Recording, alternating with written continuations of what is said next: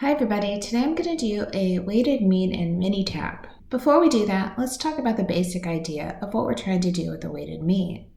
So let's say I had a set A that has elements 4, 8, and 12.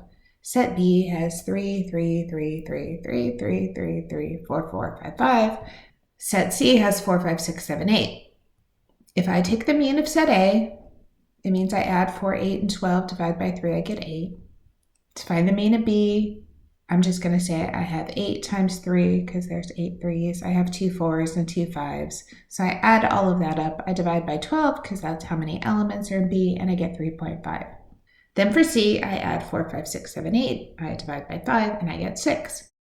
So we want to know if the mean of sets A, B, and C together is equal to 8 plus 3.5 plus 6 over 3. Well, let's look. If I add 8, 3.5, and 6 divided by 3, I get 5.83. But if I were to add all of the elements together, I would get a total of 96. I had a total of 20 elements, and that gives me an average of 4.8. So this shows we can't take the average of the means to find the mean of the total group. So what should we do? We want to find something called a weighted mean. So this says we need to multiply the average times the number of elements, then divide by the total number of elements altogether. So if we go back and say, hey, set A had 3 elements with an average of 8, set B had 12 elements with an average of 3.5, and set C had 5 elements with an average of 6, we could put those together.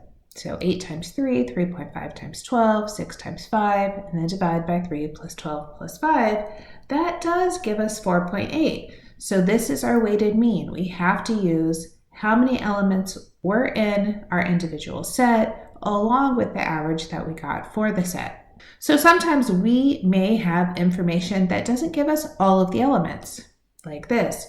Say set A has 36 elements with an average of 2.4 kilograms. Set B has 42 elements with an average of 2.25 kilograms. Set C has 18 elements with an average of 2.5 kilograms. And set D has 9 elements with an average of 2.15 kilograms. So we don't have the individual data points, we just have the summarized data points. So we want to find the mean of this data. We're going to do this in Minitab. So I'll start by labeling my columns. We'll call the first one the average. I'll call the second one number, just to say how many elements. And then here, the last one, I want the mean, so I'm just going to write mean as a placeholder. Now I'm going to put in the data I was given. So I had 2.4 with 36 elements. I had 2.25 with 42 elements. I had 2.5 with 18 elements, and 2.15 with 9 elements. So now I'm just going to click in this space so you can see everything, and I'm going to go up to Calc and Calculator. And I'm going to let the calculator do all the work. So it says, where do you want me to put the answer? And I want you to put it in C3. So I double clicked so it knows where to put the answer. Now it says, well, what do you want me to do? And I'm going to scroll down to the functions and I'm looking for sum. And what do we want to sum? Well, I would like it to multiply the average, so let's double click that, times the number. And then I want to divide by the total number that I had. So we're going to say sum again, and then the number again.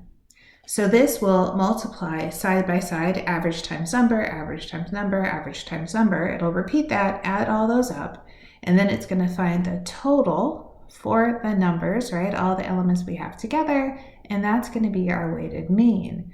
So I've told it everything I want to do. I'm just going to scroll down and say, okay. It's going to pop in the answer of 2.33571.